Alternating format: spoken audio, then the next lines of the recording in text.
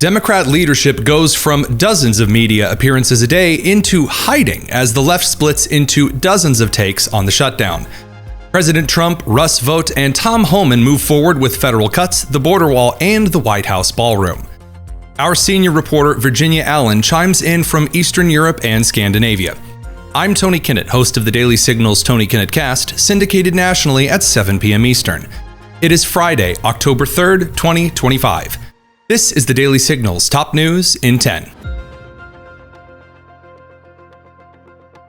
After a series of backtracks, missteps, and blunders from Senate Minority Leader Chuck Schumer and House Minority Leader Hakeem Jeffries on the government shutdown, its cause, and what it would take to get things moving again, both of those senior congressional leaders on the left side of the aisle have been largely absent from televised media, in contrast to previously 6, 7, 8 media hits a day each.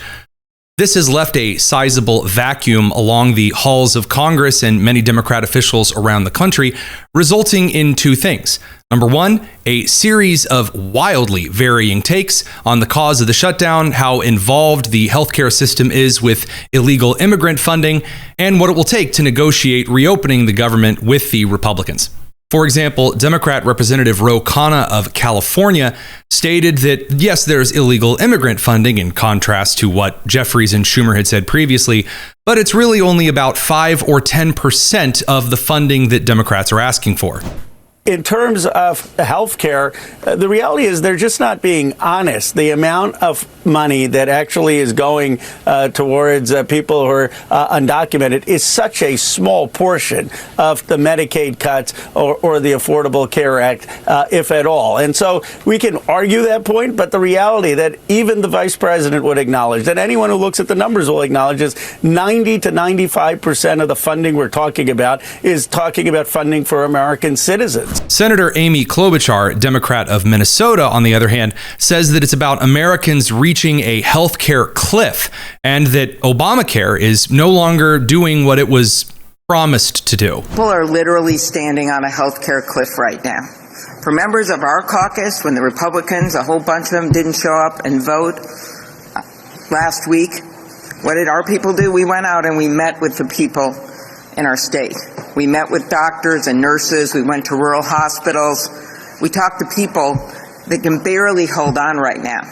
This, what one farmer called a perfect storm of ugly. The infighting over a lack of cohesive messaging whatsoever has spilled onto network television in real time. For example, Democrat Representative Jared Golden of Maine was suggesting over on X that the Democrats have moved far too much to the left over the last couple of years, and that was causing some significant issues now, which Democrat Senator Ruben Gallego from Arizona then called gibberish.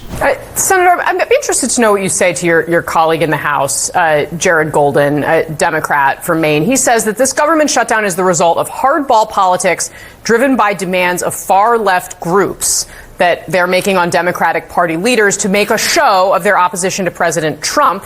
The shutdown is hurting Americans and our economy. The irony is that it has handed more power to the president. Now, he says this fight is ostensibly about health care, and he notes that he opposes the Medicaid cuts, wants to extend the tax credits.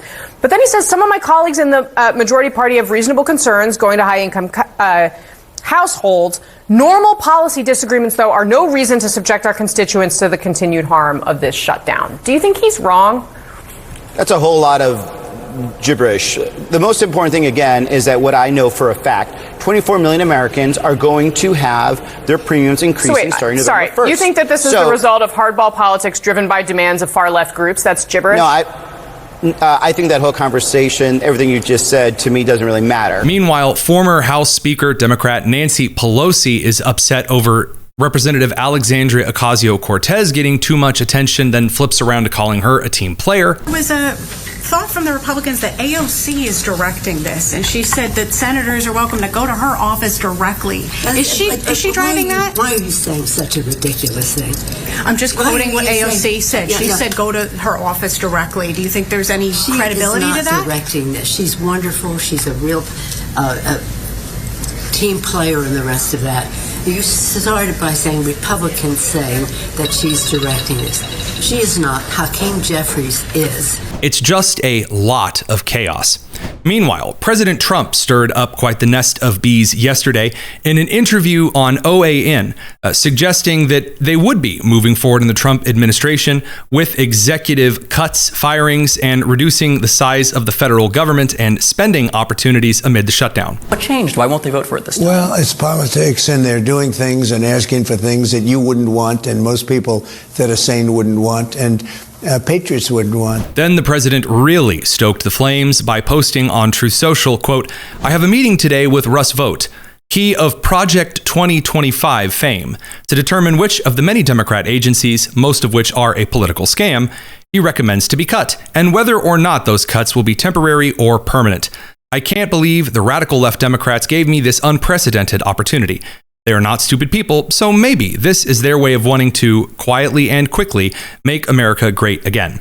And lastly, we spoke to Virginia Allen, our senior reporter, as she moves around Eastern Europe and Scandinavia amid growing tensions between the Russian Federation and its allies against Eastern European, Scandinavian, and NATO forces. Well, let's dig right into it. You've been in Poland, you've been in Sweden. There's a lot of discussion. I hear you've also spoken with officials from Estonia. Things are getting a little bit hairy over on the Europe-Russian border with other NATO border countries. Poland getting a little antsier with Russian drone flights. Of course, the drone situation in Denmark. Tell us what you know. I think more than ever, European allies are feeling the extreme pressure and threat. They have known, obviously, that Russia is always a threat. And of course, since Russia chose to invade Ukraine 3.5 years ago, that threat has been heightened, but it's different now. The level of intensity, specifically following those drone incursions, everyone is kind of on edge just regarding that defense and security space. So Sweden is actually, where I am right now, is actually the newest NATO country. They only joined NATO just over a year ago. There was lots of talk that they would never join. For the longest time, Sweden said, we will never join NATO. But after Russia invaded Ukraine, they decided, no, we have to be part of NATO. We have to be part of that security alliance. So I spoke today with the defense minister, and he said that they have just really, really rapidly upped in the past 4 years, they've upped their defense spending here in Sweden by 50%. They're going to meet President Trump's, the goal that he laid out for NATO and got NATO to agree to on that 5% defense spending by 2035. They're going to meet that early.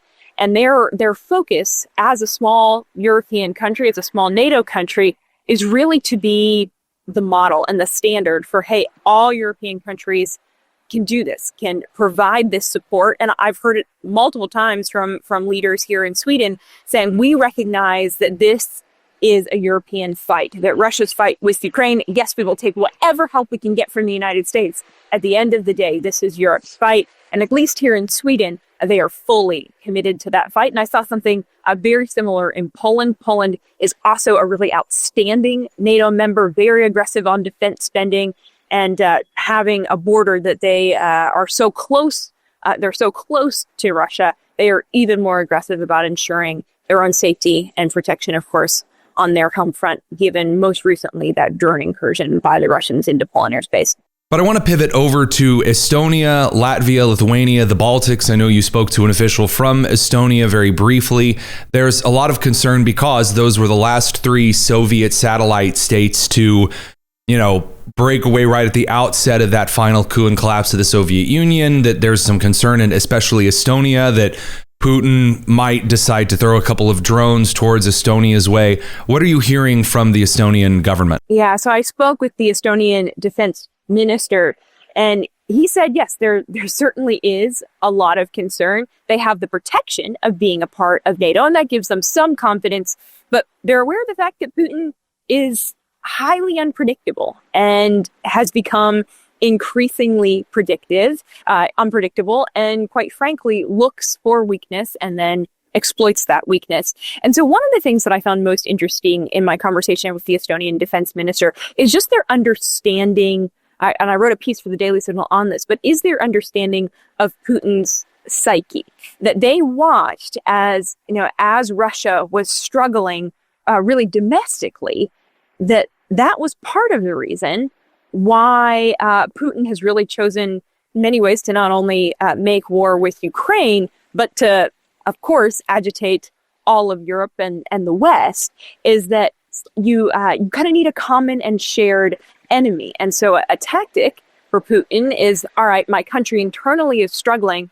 We need to look outside for the people of Russia to find a common enemy in order to unite and in order to ensure power for the Kremlin and specifically power for Putin. And I thought this was such an astute point. And even furthermore, the areas that Russia has been so strategically targeting in Ukrainian territory, those are regions that in Russia, the Russian government has formally, within their constitution, claimed to belong to them. So they have taken formal steps to say, this is our territory. In other words, Putin is not going to quickly kind of go back to leaders in Russia and say, oh, guys, we made a mistake. Actually, that territory is not ours. So this all leads to that main point of the pressure, both militarily and economically, has to be so extreme on Russia and on Putin in order to get them to the negotiating table. And that's why full cooperation on the part of NATO members is so critical, because every single component and aspect is needed in order to truly bring in sincerity Putin to that negotiating table to be willing to end this war. It has to cost him, and it has to cost him dearly. Before you go, head down to the description and make sure you're subscribed to the Tony Kinnett Cast. And join us tonight at 7 p.m. Eastern for a roundup of the day's news and nonsense. I'm Tony Kinnett, and this has been the Daily Signal's top news in 10. Take care.